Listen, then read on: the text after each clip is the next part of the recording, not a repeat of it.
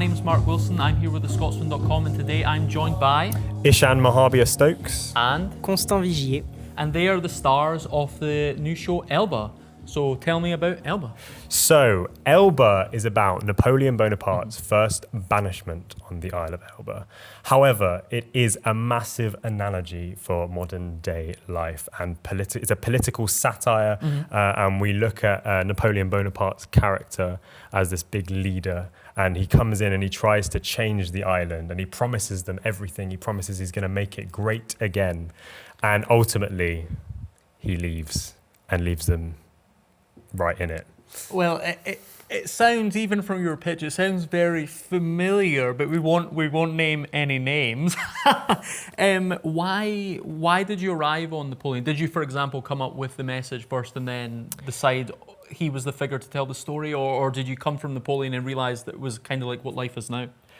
It's funny. I don't know. I literally can't remember when I came to this story of Napoleon on Elba. I remember hearing about he has this crazy life and he does all of this, I'm not going to say amazing, but he does all this stuff. Yes, yeah. And then he gets banished to the Isle of Elba, and for 10 months he's just on the island sort of just kind of gardening and stuff. And I thought, I always like those bits in history that don't get told. And those little moments where it's like, but what about that incredible character that we all know, and what were they doing during that period? So I learned about this small snapshot of time when he was there, and it's been years and years, and I always had it in the back of my head that it would make a funny kind of satire. And it wasn't until I met Constance at Scottish Ballet a couple of years ago, and the seeds started to be properly planted because Constance is French, and he, I hope you don't mind me saying, is a shorter gentleman. Yeah.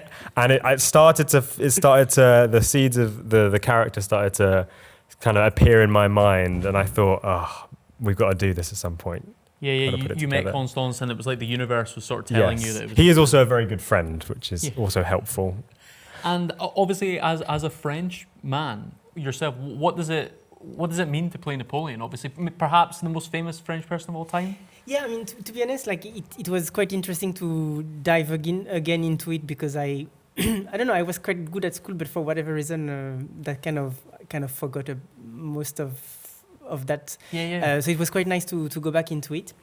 And I mean, looking back, I find it a bit, because as you said, like he's very known and important and stuff, but actually he kind of repeated what we killed before. So like he arrived after the French Revolution, where we literally just said bye to all the kings and queens, and then the aristocrat and noble blood, if you want to say that. And then you look back, and then he called himself an emperor and did exactly the same. So even though I totally understand that he was a great mind and like a genius in ways, because I think even today's like his war tactics are studied and everything, and he's done stuff that was not done before, and some things that he brought to French society that are still in place today. And I find it actually quite fascinating that he's managed to remain a very like uplifted character, almost like he's still people still sort of have a fascination with him. In a kind of like, we know he did bad stuff, but we still want to know about him. And obviously the film recently is an example of that. Of course, and I'm a big fan of the filmmaker Stanley Kubrick, and his sort of Great White Whale as a film project was his Napoleon film, and I think it's I've sort of read a lot of his writings about that, not necessarily about Napoleon himself, but Kubrick's thoughts on Napoleon, and it is that very sort of like thing that it's that always internal struggle of this person that can achieve these amazing things and inspire amazing, for lack of a better term, feats, but also has a lot of troubling aspects of them. Absolutely. That I think we kind of come back and revisit time and time again. Yeah, absolutely. And what do you think your show says about Napoleon that perhaps has not been said before? Well, I think if we're being honest, my kind of creation of Napoleon was, I wanted to make him very modern, and maybe he represents a lot of figures that we might see in the media and in politics today. And he can dance and he can sing. No one knew that there is that, yes. No one knew that before. Obviously, that's a loose interpretation of history. No, you're absolutely right. I mean, in a media age, we try to give Napoleon Bonaparte a multifaceted way of storytelling. He sings, he dances, he acts. And whilst we don't draw on any specific figure in the modern day, for example, anyone specific, he kind of just represents the kind of world that we're going into now. And he was fascinated with his image. His image was everything to him at the time. And I think... I mean, it's crazy to think that you show a hat and everyone knows it's Napoleon. Yeah, of course. It's actually... Yeah, it's all branding. It's all branding. Yeah, it must be so good flyering on the Royal Mile. Obviously, I bumped into you guys flyering today just in happenstance. And it was instantly recognizable who you were portraying just from essentially like a hat and then some shortened trousers. Looking back, I think it was very clever. Not that it was necessarily all thought through and how, but it's true that because we did realize on our first day, okay, we are a little fish in an ocean of sharks, kind of. It's hard to exist at the Fringe, and it's also part of the beauty of it, I guess, that you never know who you can meet, who can see what you do. I think it was really clever, and we are thankful to have like an iconic character to rely on, because it makes the flyering a bit more exciting as well. There is connections with people, and we have a sign like talking about bringing the title of the show, like we are asking if people know where his first exile was. And then you just like interact with people. Some people think they are right when they are wrong. It's really funny. And then we just interact with them, and it makes the whole experience a bit more lively and less, not lonely. So it's good. Yeah, amazing. And obviously on the topic of flyering, one of the sort of reasons you're here today is I was sort of running from one sort of film job to another. And I bumped into your mum, of all people, who's my mother, flyering. And I'm not gonna lie, if there are any Fringe acts out there that are sort of struggling to sell a show, get your mum to flyer for you, because your mum will paint a picture of the most fantastic show with the most fantastically talented son that's ever lived. But it sort of struck me there and then that, like, obviously, as you say, there's also big sharks at the Fringe, for lack of a better term. That's your term, not mine. But there are obviously lots of sort of big PR companies, also sort of like big venue operators, and I just wanted you to bring someone on essentially that can speak to sort of being a sort of creator-driven show where it's very much a family affair. I mean, I think if I'm being completely honest with you, like, I moved up to Scotland a couple of years ago and I came to the Fringe for the first time, and I was just like, wow, this is mental. It's like the best place to be in the world. Like, everyone is just doing their art no matter how or what. And I just knew I wanted to be a part of it.